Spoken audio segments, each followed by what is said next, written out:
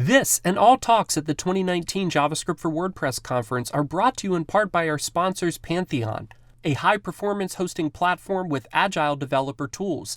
Check them out at pantheon.io. Welcome back, everybody, to this talk in the Gutenberg track of the JavaScript for WordPress Conference. So our next speaker is named Ernest. He has been developing WordPress sites for 6 years. His main line of work is plugin development and architecture, and in his free times, he likes to mountain climb and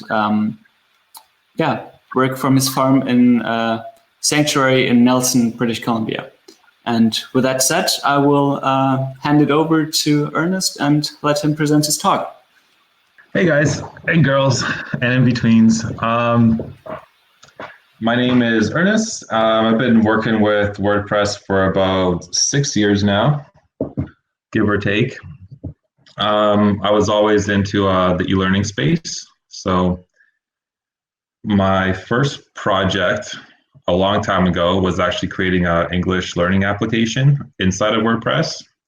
But then I extended it out to Android. So I was using an Android app with a WordPress backend. So the app and the site could actually communicate together. And that's how I kind of got started into WordPress development. This is my first talk, so bear with me. I work at an e-learning company. We do e-learning development for people that want to teach others, and that's Uncanny Owl. We have several plugins out that I've been working on with a group of developers for the last 3 years.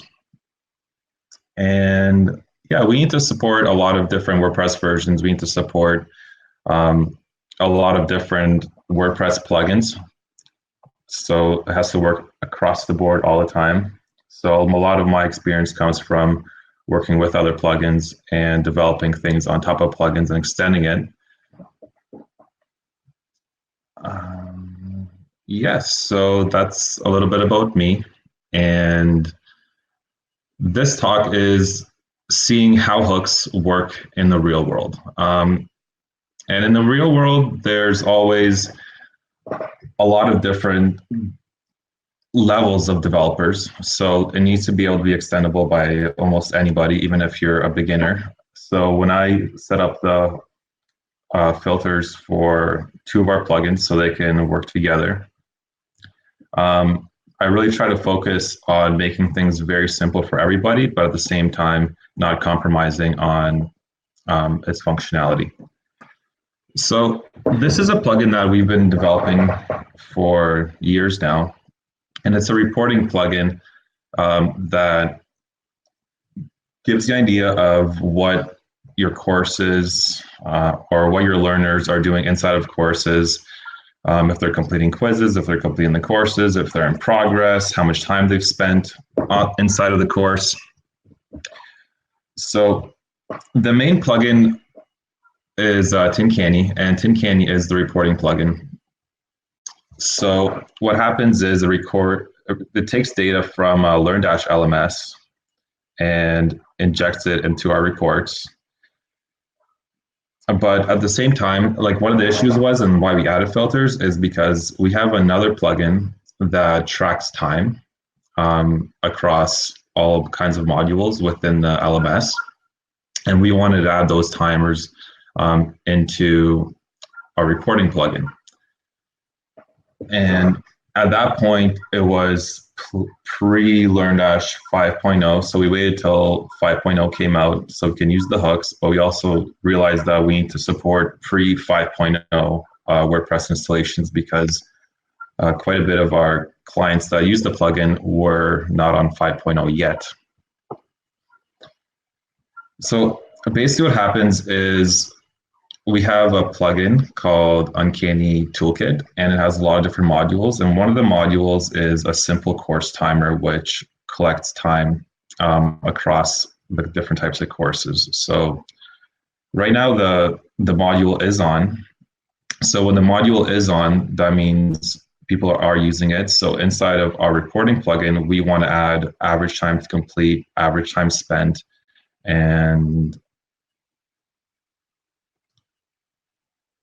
then more detailed time columns.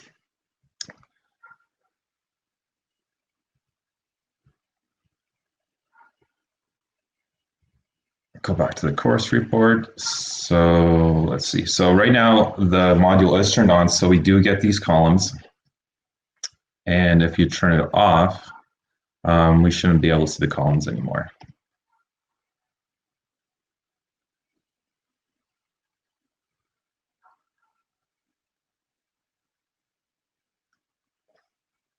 Yeah, so now the columns are gone because somebody isn't using that module.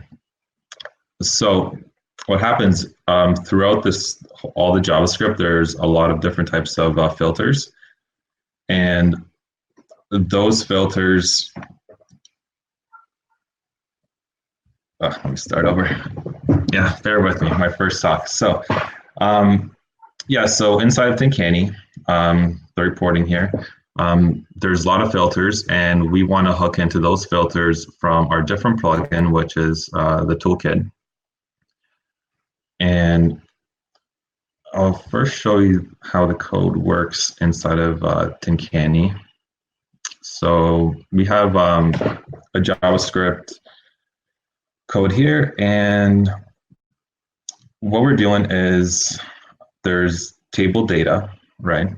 And we want to modify the table data depending on what filters are coming in.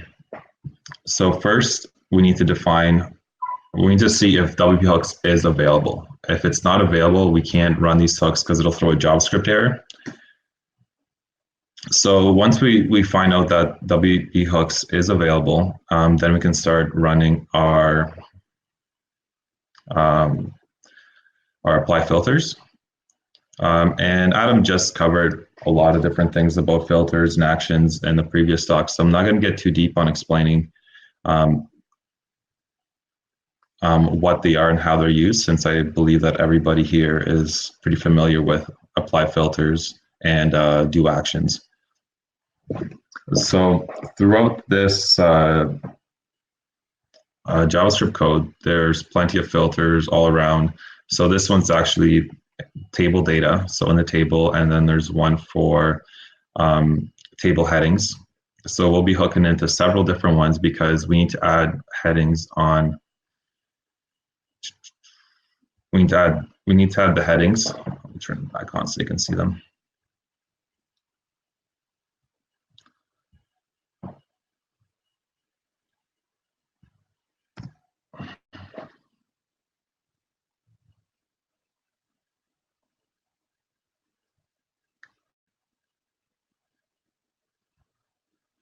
Yeah, so yeah, we need to add the headings, and we also need to add the data to the table.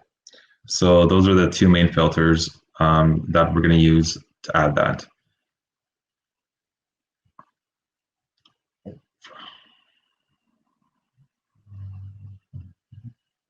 There we go. Yeah, so yeah, this is the hook for the table data. This is the hook for the table headings. And then we have another script that's being loaded at the same time through enqueue scripts. And we are adding all the filters here. So table headings and table data. We're not going to look at these three because they're a little more complex. So basically what happens is you add the filter, you add the filter name, the namespace, the function that's going to change the data, and the priority. Default priority is 10 anyway, but I like to add it. So it's a very basic setup in JavaScript. You can probably get more complicated and use classes and things, but we try to keep it very, very simple here. So it's just a function within here. We try to make it as unique as possible so there's no collisions. And what happens is the filter in the tables, headings, passes headings and a table type. So in here, we are able to get both the headings and a table type. So depending on the table, we're going to have different types of columns. But basically what's happening is that we're changing the headings array. So if it's the course overview table, which is the first table we were just looking at, we want to add the average time to complete column, and we want to add the average time spent column. And once that's set, we just return it just like you do in PHP. So yeah, if you understand how PHP or WordPress PHP hooks work, it's pretty much the same. Really the only difference is that we're adding one second here. Yeah, we're adding where are we? Table headings. Yeah, so yes. Let me start. The only thing that changes is when you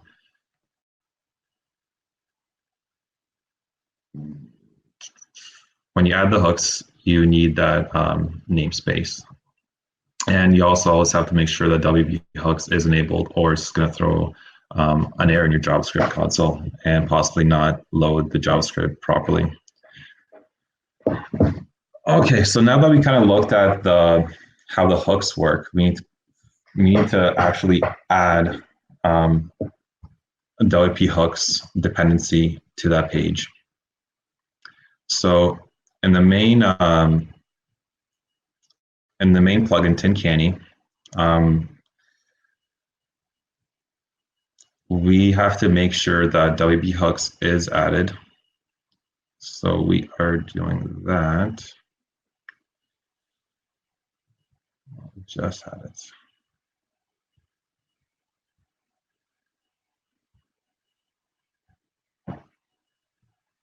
Oh, there it is. So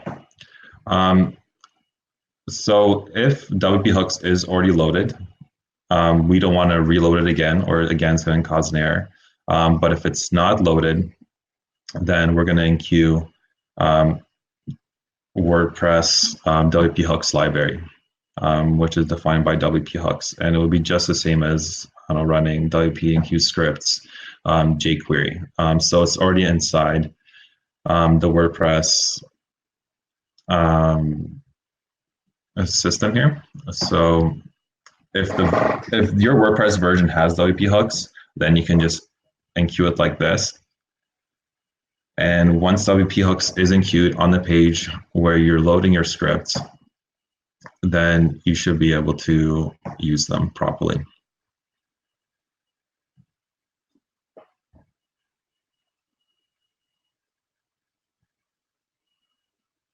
Okay. So one thing that I would like to mention is that sometimes WP hooks isn't available at all. For instance, pre 4.9 or pre 4.0. So WordPress 5.0 officially had hooks. 4.9, I think, had a version of hooks, but it was still very fresh. So what I was thinking, if the WordPress install didn't have WP hooks available, then I actually took the WordPress 5.0 hooks library and I added it to the plugin. So the plugin actually will load the WP hooks library for us. So then we can for sure know that WP hooks is always available, even pre 5.0.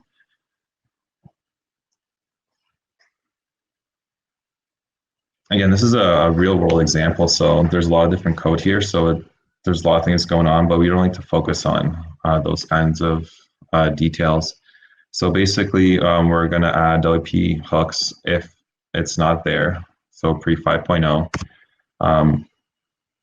from our plugin. If not, whooks will already be loaded by WordPress in certain places. And if whooks isn't loaded, for instance, if you have a custom admin page or you're on the front end, at that point, whooks will not be loaded either. So inside of our Tin Candy plugin, going back to that one,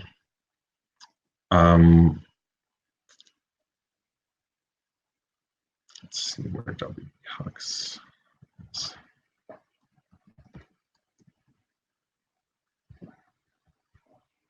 Yeah, so we have to make sure that whooks is always loaded again.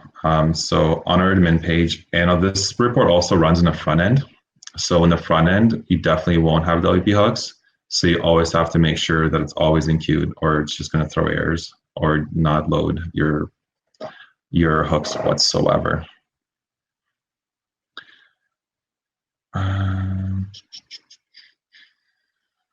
Does anybody have any questions so far? Let me jump back into Crowdcast.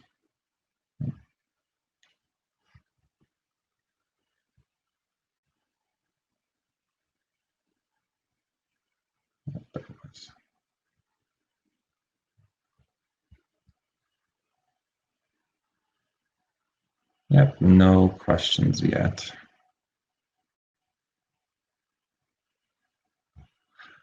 Okay, so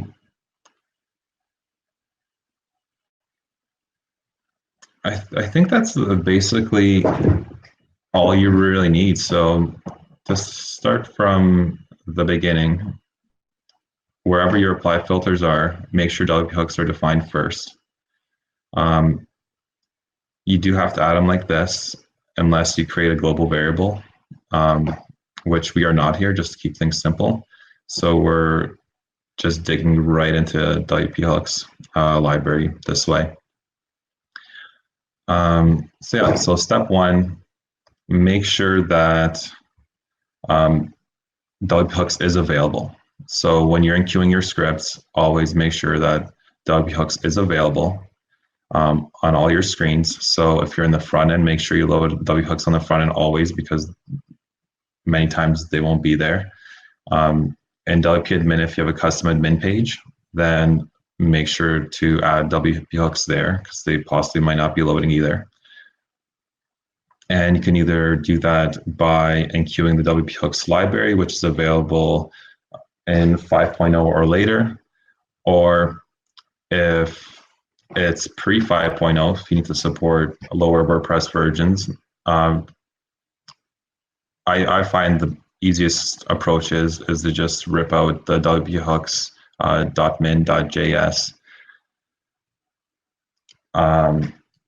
JavaScript file from core, add it to your plugin, and then enqueue it that way. So that's this example here. So yeah, we're enqueuing scripts and we're pulling it straight from our plugin. That way you have support across the board, which is really important, especially when you're developing plugins, because not everybody's going to have 5.0 plus. So yeah, so right now we're at a point where whooks is always loading for us wherever we need it to. Our apply filters are set up properly. And then we have to set up our filters. So yeah, you have to make sure to set them up properly here and create the functions properly, give back the right data, and you are ready to roll. It's quite easy once you get your head around it. You don't have to use any kind of npm scripting or pull any code down. It's a very basic, simple example of how things work, and it's very understandable how it's done here. Especially if you have junior developers on your team or people that actually want to look at your code and modify it and they're still kind of beginners. It'll be a lot easier to explain to them doing it this way so they can get their head around a little bit faster.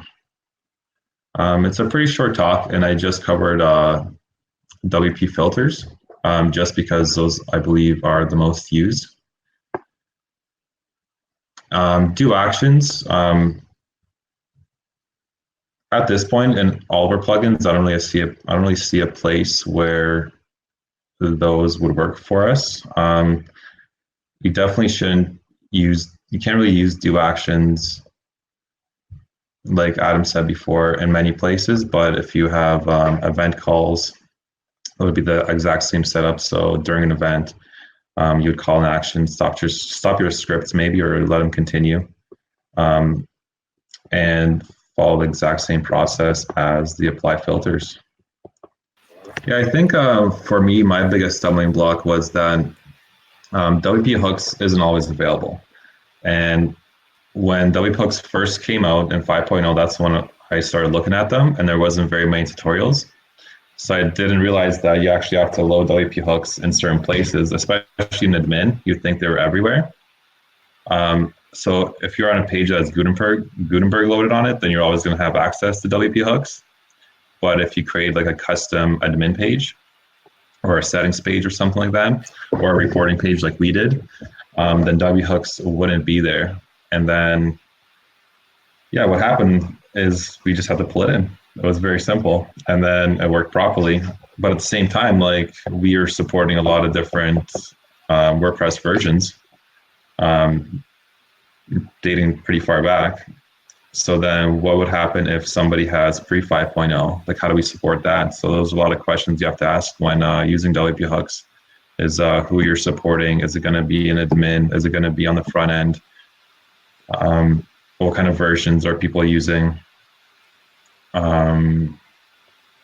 Who's going to be extending them? Because maybe somebody that's has a little less understanding about coding in WordPress, they also need a simple approach, right? So keep it simple, and yeah, so everybody can use it. That's what WordPress is all about. Yeah, so I want to say thank you again to you for doing this talk, spending your time here with us, and sharing your insights.